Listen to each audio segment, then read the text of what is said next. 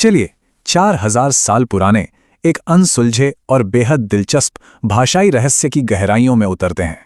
सवाल ये है, क्या आधुनिक कंप्यूटर एल्गोरिदम सिंधु घाटी सभ्यता की इस रहस्यमयी लिपि को आखिरकार समझ सकते हैं? इन जटिल प्रतीकों ने 100 साल से भी ज्यादा समय से बड़े बड़े विद्वानों और पुरातत्वविदों को उलझा रखा है। अब डिजिटल विशेषज्ञ इन प्राचीन साक्ष्यों को डिकोड करने के लिए एक शानदार 3 चरणीय विधि का उपयोग कर रहे हैं। इस कोड को तोड़ने के लिए शोधकर्ताओं ने एक बेहद जटिल लेकिन प्रभावी सिस्टम आर्किटेक्चर तैयार किया है। यहाँ मुख्य काम फ्रीक्वेंसी के जरिए खास पैटर्न खोजना और क्लस्टरिंग के जरिए समानताओं को आपस में जोड़ना है।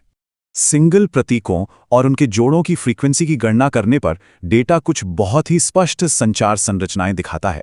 15 प्रतीकों तक के लंबे अनुक्रमों का अध्ययन करके टूटी हुई कलाकृतियों की खाली जगहों को भरना भी संभव है। इसके बाद 4 शक्तिशाली क्लस्टरिंग एल्गोरिथम एकदम डिजिटल जासूसों की तरह समान विशेषताओं वाले प्रतीकों का समूह बनाते हैं। गहराई से जांचने पर पता चलता है कि ये डेटा लिपि के ऐतिहासिक और विकासवादी संबंधों को उजागर करता है। एल्गोरिथम ने तमिल ब्राह्मी जैसी अन्य प्राचीन लिपियों के साथ इन अनुक्रमों की तुलना करने के लिए विशिष्ट विशेषताएं निकालीं। अब आती है सबसे दिलचस्प बात। इस चरण में लिपि के गहराई में छिपे व्याकरणिक नियमों की खोज हुई। उदाहरण के लिए फसल का प्रतीक हमेशा स्ट्रोक अंकों से ठीक पहले बिल्कुल अंतिम स्थान पे ही आता है। इसी तरह कुछ सख्त नियम ये पूरी तरह तय करते हैं कि जार का प्रतीक फसल के बाद कब आएगा। यहाँ कुछ अद्भुत मिश्रित संकेत भी मिले, जहाँ अलग अलग प्रतीक अपना मूल अर्थ बनाए रखते हुए आपस में मिल गए। ये साबित करता है कि ये कोई रैंडम चित्र नहीं, बल्कि संख्याओं और स्वतंत्र अर्थों वाली एक जटिल भाषा है।